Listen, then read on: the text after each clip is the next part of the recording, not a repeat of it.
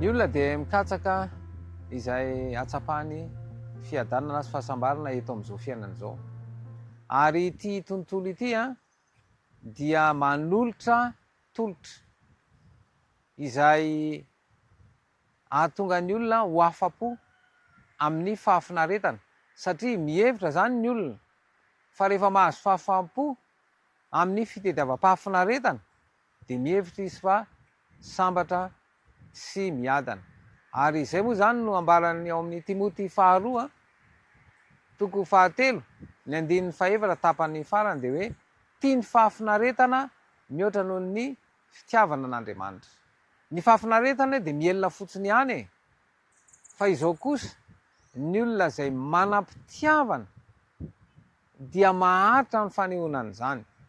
Ka eto mantsy dia mifangaro ny fitiavan-tena sy ny fitiavana, ary heverina ihany koa fa rehefa misy olona anankiray manatanteraka ny sitrapo sy izay ilaina dia lazaina fa hoe izay ny tiany.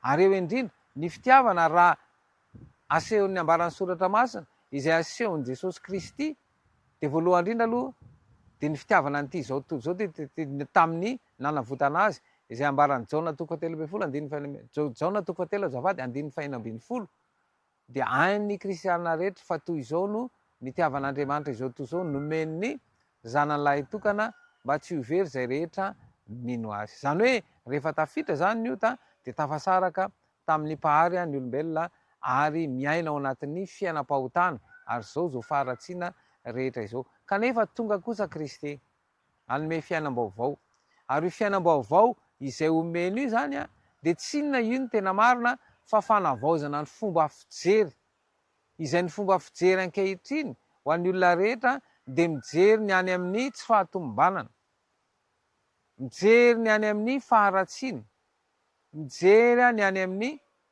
zavatra rehetra tsy ahafahana manome fahafaham-po, fa ilay fitiavam-pahafinaretana no heverina hoe mitondra fahafaham-po. Ary izay indrindra no iresahan'i Kristy, milaza izy hoe izao no fahazavan'izao tontolo izao izay manaraka tsy mandeha maizina fanana ny fahazavana aina. Zay zany no ambaran'ny Jaona 2:12.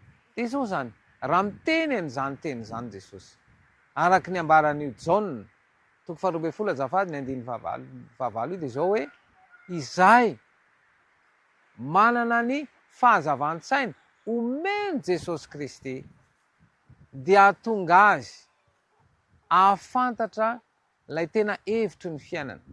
Satria matoa misalasala ny olona anankiray dia tsy misy zavatra tsy mazava ao, ary izay zavatra tsy mazava izay dia ahatonga ny fanapa-kevitra raisiny ho any amin'ny tsy mahasoa ny fiainana zany. Dia izay no ambaran'ny soratra masina dia miteny mazava hoe misy lalana ataon'ny olona mahitsy kanjo lalana makany amin'ny fahaverezana no hiafarany. Ary matetika ny fanapa-kevitra raisin'ny olona dia any amin'ny tsy tena mahasoa azy. Misy fomba fiteny malagasy hoe katsao aloha ny fahamarinana. Dia izao raha vao mikatsaka ny fahamarinana ianao dia izao ahatsapa ilay tena hevitry ny fiainana. Misy teny anankiray koa manao hoe ny mahasolo vao mahafinaritra, fa ankehitriny ny mahafinaritra ny tadiavin'ny olona, ary izay mahatonga azy manana olona, satria ilay fitiavam-pahafinaretana izay atodotry tontolo ity izay no katsahany, kanefa zavatra mielona fotsiny izay dia tsy mahita fahafaham-po izy. Fa eto kosa Kristy dia miantso sy miteny aminao mazava manao hoe ilay fitiavana izay omeny Kristy dia haritra mandrakizay, izay amin'ny alalan'ny fahatsapana apetrany eo amin'ny olona anankiray, satria ao anatinao no fa efa omena ara-boajanahary ao anaty ny fahafahana mahatsapa ny fahafaham-po.